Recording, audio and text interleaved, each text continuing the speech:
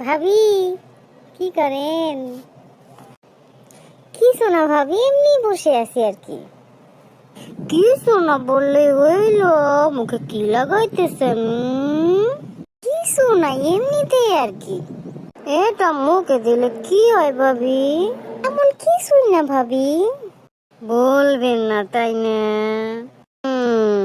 কি আর বলি ভাবি, আপনি যখন এত করে বলতেছেন শোনেন, এটা হলো এক ধরনের মাটি। মাটি? মাটি মাখলে কি হয় ভাবি? এটা হলো পড়া মাটি, মুখে মাখলে জামাই আর অন্যদিকে তাকাবে না। কি বলেন ভাবি? ভাবি যত টাকা লাগে লাগুক, এই মাটি আপনি আমার দেন ভাবি।